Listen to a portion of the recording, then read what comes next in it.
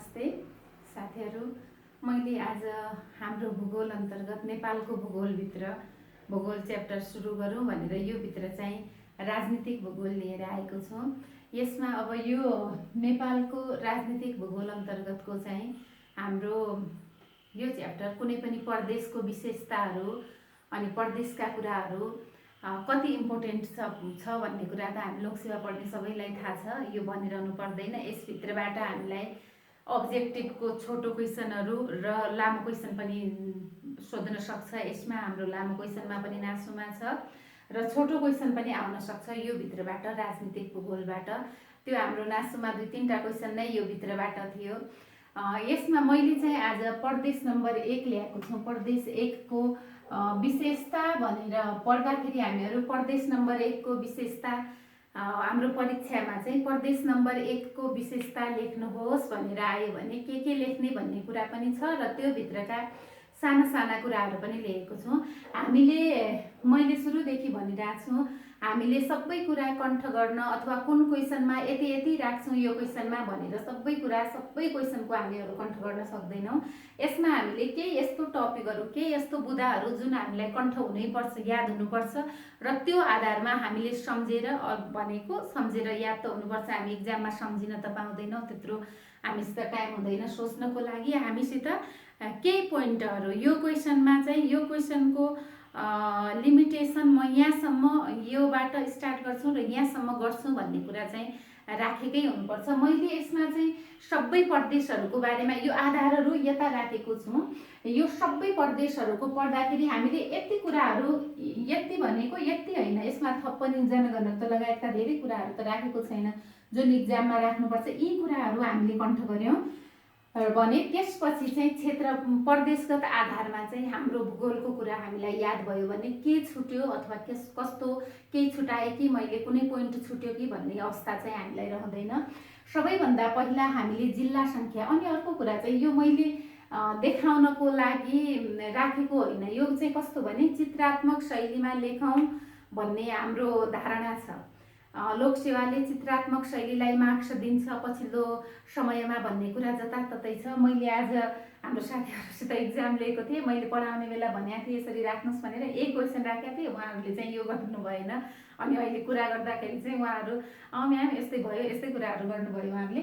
यो भनेको चित्र बनाउन आएर जानेर लेखेको होइन, भूगोलको विषयमा यस्तो कुरा देखाउन खोज्यो भने राम्रो भनेर हो। यहाँ मैले चाहिँ यो राखेको, मलाई ड्र गर्न पनि आउँदैन, यो मैले यहाँ राखेको सिकाउनलाई पनि होइन। मैले चाहिँ भूगोलको टपिकभित्र यदि हामीलाई बनाउन आउँछ, अलिकति पनि ड्र गर्न आउँछ भने हामीले परीक्षामा यसो गर्दा राम्रो हुन्छ भनेको। यो भित्रबाट हाम्रो एउटा कुरा चाहिँ यो भूगोलका जिल्लाहरूको सिमाना छोएका जिल्लाहरू याद भयो। यसबाट चाहिँ अर्को कुरा तराईका जिल्ला, पहाडका जिल्ला, हिमालका जिल्ला, भित्री मधेसका जिल्लाहरू त्यो हामीले पढ्नु परेन।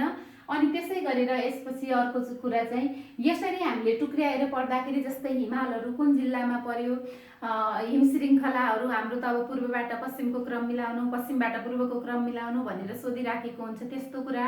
अनि राष्ट्रिय निकुञ्जको कुराहरू, अनि त्यसै गरेर जलविद्युत आयोजना परियोजनाहरू जुन भइराखेका छन् हो, ती कुराहरू चाहिँ हामीले यसरी गऱ्यौँ। र यो गर्दाखेरि नै हामीले हाम्रो कपीमा चाहिँ यो ड्र गर्दाखेरि यो जिल्लामा यो भनेर चित्रात्मक रूपमा हामीले पढ्यौँ भने यो सबैको सँगै तुलना बनी हुन्छ, तुलना भएर पनि पढिन्छ र हामीलाई सम्झिन सजिलो हुन्छ भनेर यो मेटिदिँदा हुन्छ, म मेटिदिन्छु। अनि त्यसपछि प्रदेशगत आधारमा हेर्दाखेरि सबैभन्दा पहिला चाहिँ हरेक प्रदेशको जिल्ला सङ्ख्या हामीलाई याद हुनु पर्यो। यो कस्तो भने सजिलो कुरा तर कन्फ्युज भइराखेको हुन्छ। यो जिल्ला सङ्ख्या याद गर्दाखेरि 3 क्यूब 4 क्यूब 531, 3 क्यूब 4 क्यूब 531 हो। यसरी हेरौँ भने हाम्रो जिल्ला सङ्ख्या सजिलै रूपमा आउँदो रहेछ।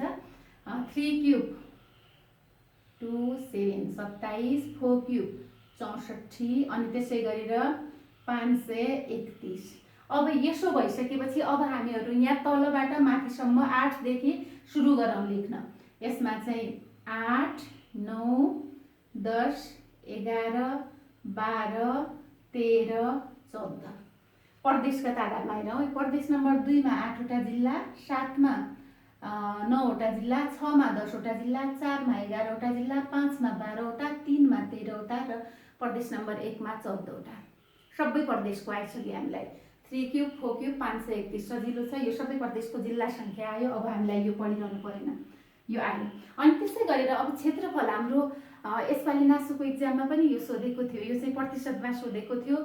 प्रदेश नम्बर 1 को क्षेत्रफल 25,905 वर्ग किलोमिटर, 25,905 वर्ग किलोमिटर।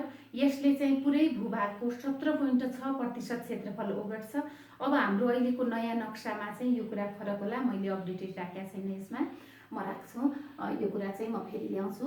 17.6%। अब यो प्रतिशतमा फरक होला, 25,905 चाहिँ फरक परेन, त्यही हुन्छ। अनि त्यसै गरेर हाम्रो जनसङ्ख्या चाहिँ प्रदेश नम्बर 1 को जनसङ्ख्या 45,34,943 जना। यो 68 को आधारमा हो, 68 को जनगणना अनुसार 45,34,943 जना जनसङ्ख्या छ प्रदेश नम्बर 1 मा। त्यो कुल जनसङ्ख्याको 17.12% हुन आउँछ।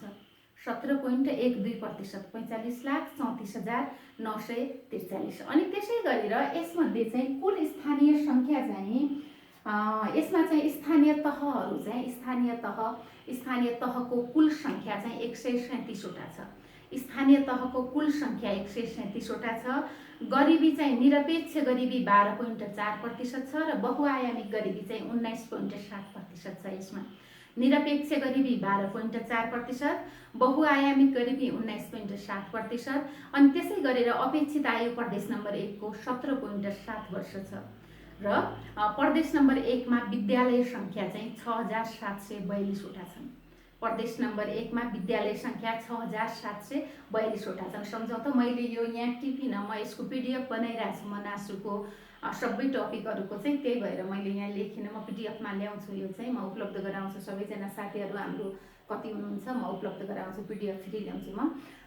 जिल्ला 14वटा छन्। जिल्ला सम्झिनलाई हामीले 3 क्युब 4 क्युब 531 भन्यौँ। क्षेत्रफल 25,905 वर्ग किलोमिटर छ। यो कुल क्षेत्रफलको 17.6% हुन आउँछ। यो पहिलाको अहिलेको अपडेटेडमा यो केही तलमाथि पर्छ प्रतिशतमा, तर 25,905 त्यही रहन्छ। जनसङ्ख्या 45,34,943 जना छ 68 को जनगणना अनुसार, 17.12% हुन आउँछ। त्यसै गरेर स्थानीय तहको कुल सङ्ख्या, कुल स्थानीय तह चाहिँ 137वटा छ। अनि गरिबी निरपेक्ष गरिबीको रेखामुनि 12.4% छ। बहुआयामिक गरिबीमा 19.7% हुन आउँछ। अपेक्षित आयु यो प्रदेशको चाहिँ 70.7 वर्ष छ। अनि त्यसै गरेर विद्यालय सङ्ख्या चाहिँ यो शिक्षक सेवाको लागि होला, 6,742वटा विद्यालय छन्। अनि त्यसै गरेर यो प्रदेशको जनघनत्व चाहिँ 180 प्रति वर्ग किलोमिटर छ। 180 जना प्रति वर्ग किलोमिटर छ। 180 जना प्रति वर्ग किलोमिटर छ। यो नेपालको पूर्वमा रहेको प्रदेश हो, सबैभन्दा पूर्वको प्रदेश हो। यहाँ चाहिँ धान, मकै, गहुँ, उखु, जुट आदिको खेती गरिन्छ। यो कृषिमा पनि यहाँ धेरै उर्वर भूमि भएको, कृषिमा पनि सर्वाधिक उत्पादन हुने प्रदेश हो यो प्रदेश नम्बर 1 चाहिँ। त्यसमा के भने सबैभन्दा बढी त धान हुन्छ, मकै, गहुँ, उखु, जुट यस्तो उत्पादन हुन्छ। जुट, आँप, केरा, यो फलफुलमा चाहिँ आँप, केरा, लिची। अनि त्यसै गरेर यो इलाम चियाको लागि चाहिँ प्रख्यात प्रदेश हो। इलाम झापा जिल्लामा चिया नेपालको सबैभन्दा बढी उत्पादन हुने इलाम झापा जिल्लाको चिया चाहिँ इलाम र झापा जिल्ला चियामा प्रसिद्ध छन्, प्रख्यात छन्। त्यसै गरेर विराटनगर जुट मिल, अनि त्यसै गरेर विराटनगर चिनी मिल जस्ता उद्योगहरू छन्। यहाँ चाहिँ चिया उद्योग छन्। अनि त्यसै गरेर यो प्रदेश चाहिँ प्रदेशमा प्रदेश नम्बर 1 मा सबैभन्दा बढी क्षेत्री जातिको बसोबास छ। सबैभन्दा बढी त क्षेत्री नै छ। त्यसै गरेर यहाँ चाहिँ अरू प्रदेशहरूको तुलना यो प्रदेशभित्रको सबैभन्दा बढी बसोबास भएको जाति क्षेत्री हो। र यो प्रदेशभित्र चाहिँ राई, लिम्बू, शेर्पा नेपालको अन्य ठाउँको भन्दा, अरू प्रदेशहरूको भन्दा बढी बसोबास भएको जनजातिहरूमा चाहिँ राई, लिम्बू, शेर्पा आदि पर्दछन्। त्यसै गरेर यहाँ चाहिँ सबैभन्दा अग्ला 5वटा हिमाल संसारका मध्ये 4वटा हिमाल यही प्रदेशमा पर्दछन्। कुन कुन परे? सगरमाथा, कञ्चनजङ्घा, लोत्से, मकालु हिमाल।